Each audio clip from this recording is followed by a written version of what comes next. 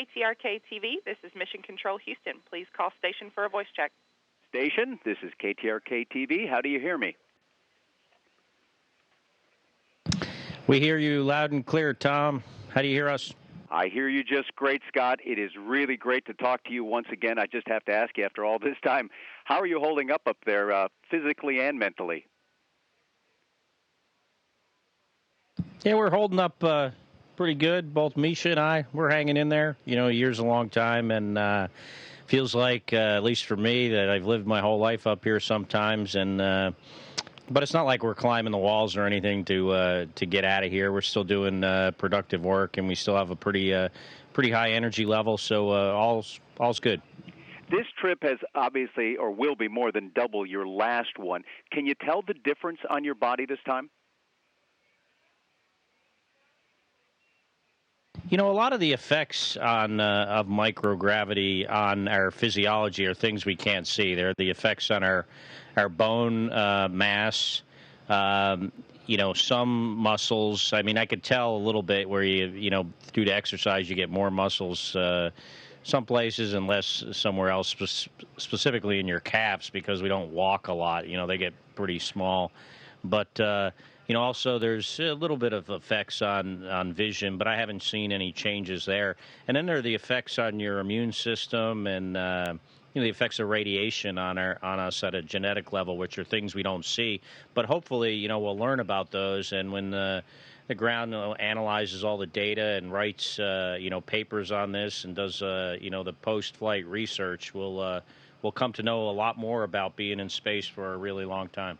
You and I talked a lot before you left about what you'd miss up there. So what do you miss most, besides family and friends? Well, besides that, going outside, the you know, the sun, the wind, the rain, of course. Also, the you know, the freedom to do the things you want to do when you want to do them. We have a very constrained schedule up here that we follow very closely for much of the week. And it'll be nice not to have to do that for a little while once I get home. What have you learned in your year about yourself, personally speaking?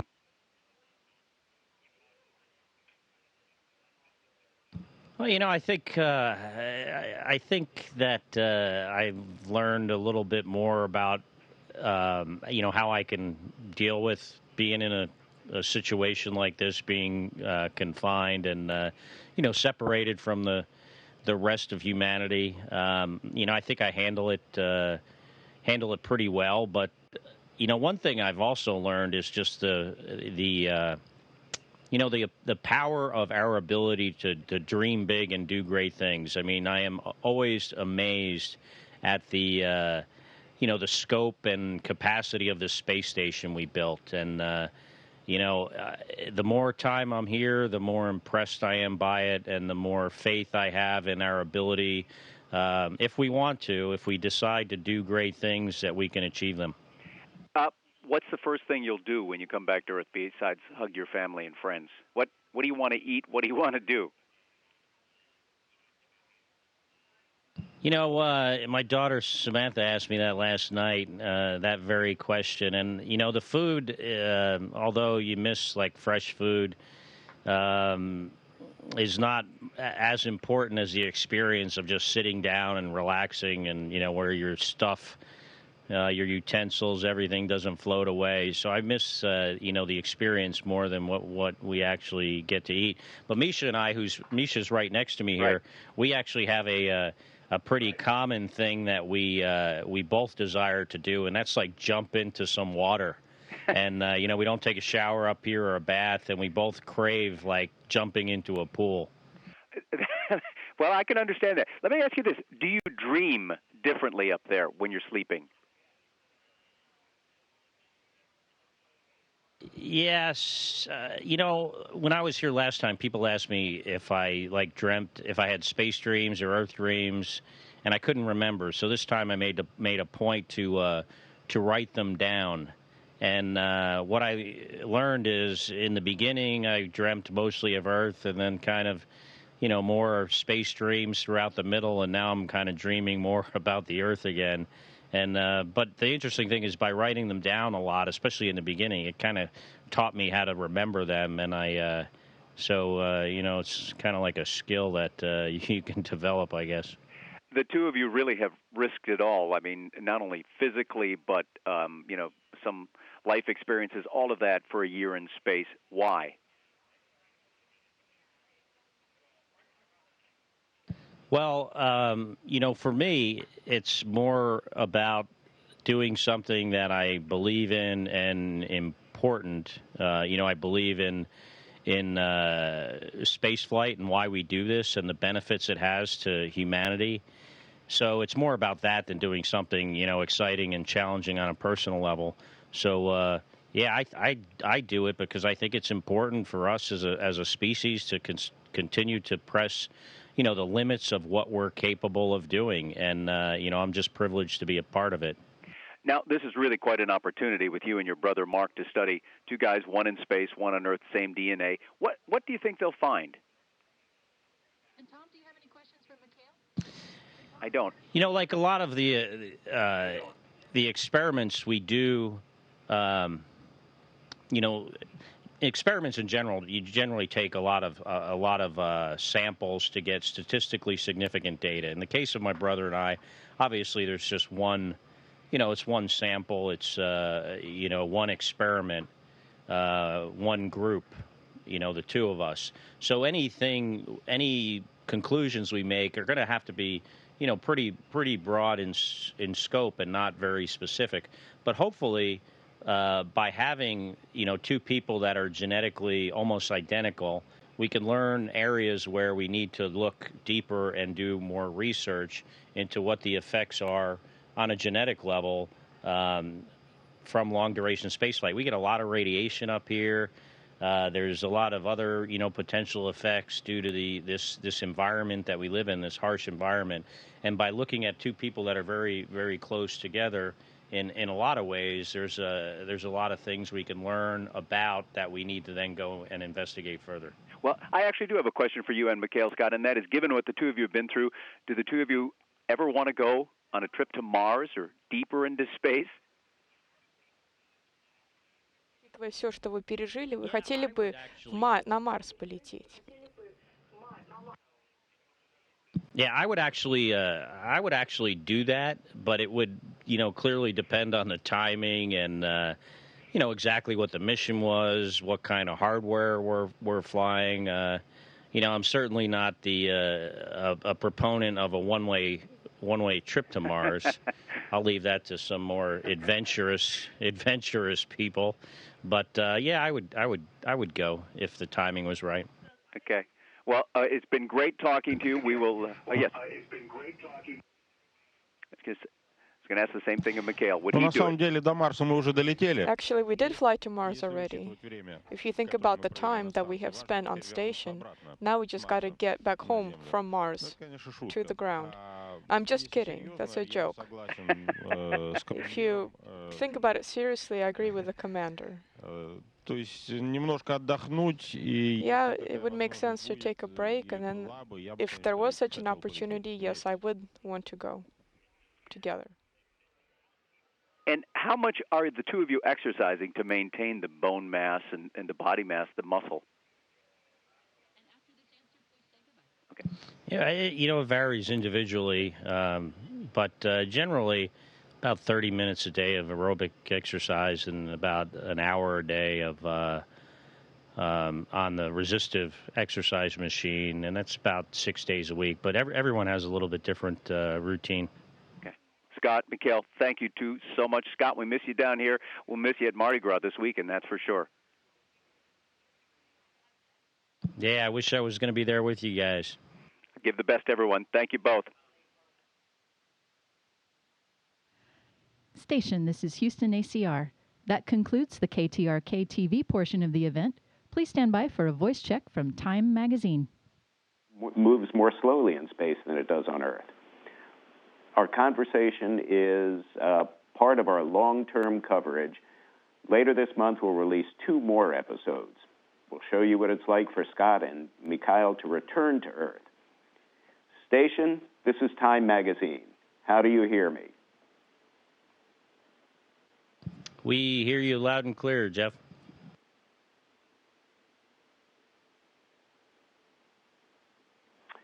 So, Scott, what's the count? How many days have you been up there? How many days are left? You know, for a long time I was counting up, so I could have told you how many days we've been here. It's definitely over 300, but I can't tell you exactly. I can tell you there are 26 days left, but that's mostly because my friend Misha here keeps reminding me how many days we have left.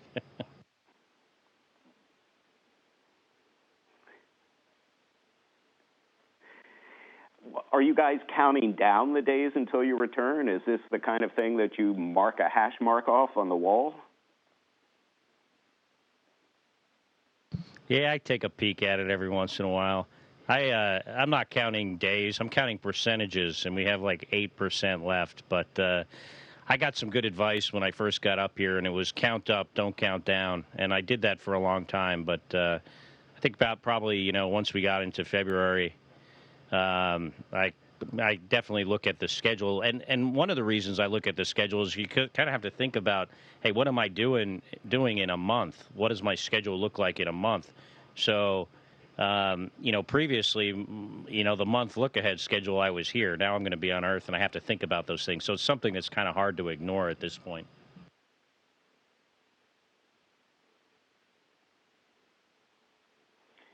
Well, are you ready to come home? How do you pack up after leaving, after spending a year in space? I know you're not traveling with all that much, but there's still things to bring home.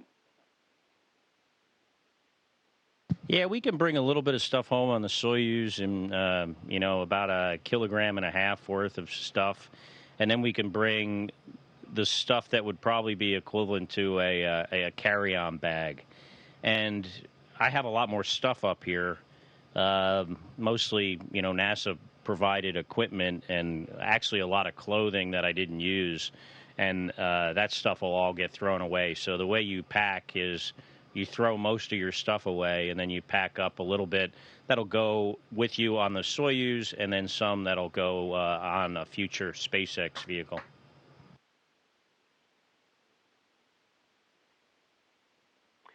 Scott, when you close the hatch, it may be for the last time. You've been on the station once before. You've now put together about 1.5 years in space. What does that feel like? Are you ending a chapter? Do you look forward to the possibility of going back? You know, I think a lot of people that have had the privilege to fly in space maybe never even give it up after they, you know, after they feel like it's maybe their last flight. And I think my brother had that feeling a little bit, and I think he still holds out the possibility that maybe he would actually be able to fly in space again someday, and you know, maybe in a commercial vehicle. And I think a lot of astronauts do that. So if this does wind up being my last flight, I don't necessarily know that when I close the hatch, I will, you know, with 100% certainty, feel like it's the very last time.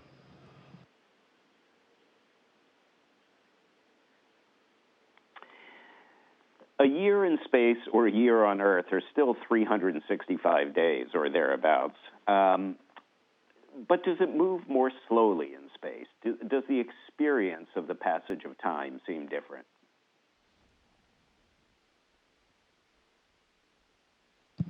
Yeah, I think it does. At times, I feel like I've lived my whole life up here, and I've forgotten what it feels like to be on Earth. So, you know, every day, although our schedule is somewhat varied, you know, the scenery doesn't change. The environmental conditions don't change much. The schedule, you know, when you get up, when you go to sleep doesn't change much. The company changes pretty infrequently. I mean, even though these are great guys, I mean, they'll be friends for life. You know, they're, you know, for the most part, even though we've had people come and go, you know, you see the same people every day. So it does, time does seem to drag on a little bit slowly. The days actually go by very quickly, but the weeks and the months go by more slowly than I think on Earth.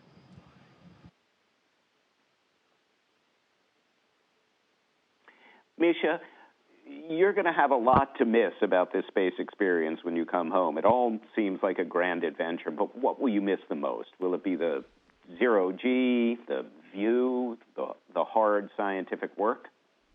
Михаил, вы будете о многом скучать, когда вы вернетесь на Землю. Это мы понимаем, но о чем вы будете скучать больше всего?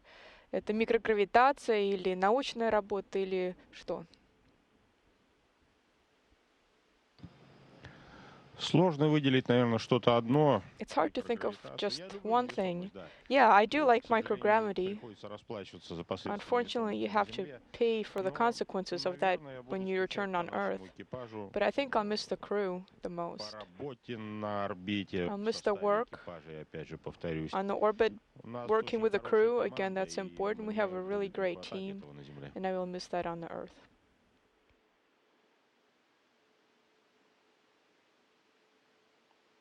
And here's a question for both guys.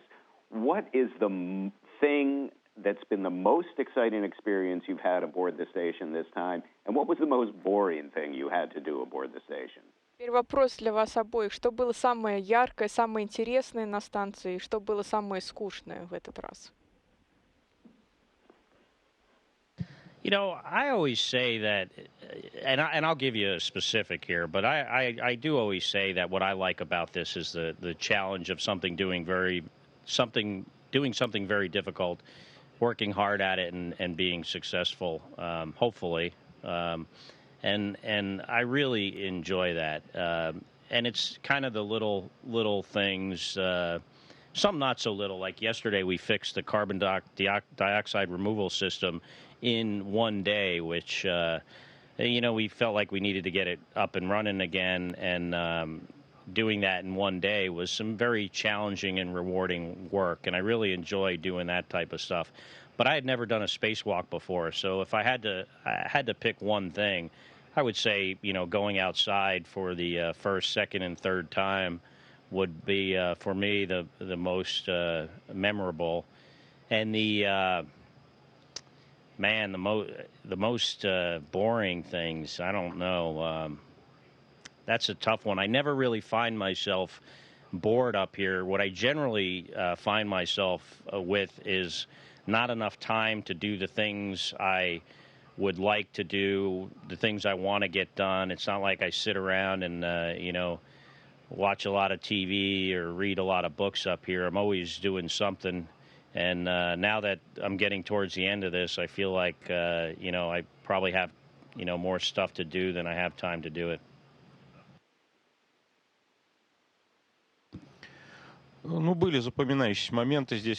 There were memorable moments here on station. First is the arrival of a new crew, doing an EVA, doing a spacewalk, and our crew did it. It was a tense time. You had to focus. All the dynamic modes are very memorable. New Year's, that's a big holiday here on station. It was the first time I had a New Year's here on station. As for the boring days, it's probably when they give us a break after we do a lot of intense work. Sometimes we get to rest up to 3 days. I don't like that time a lot. I would prefer to work. The time goes by faster, and it is interesting for yourself to work.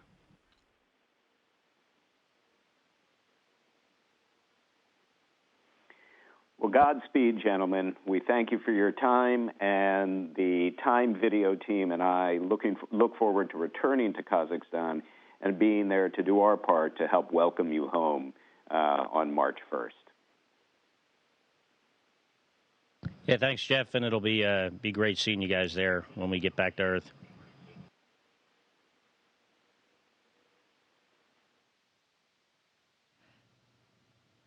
Station, this is Houston ACR. Thank you. That concludes our event. Thank you, KTRK-TV and Time Magazine. Station, we're configuring some comm on the ground. Please stand by. And Scott, do you have the view of Figure 1?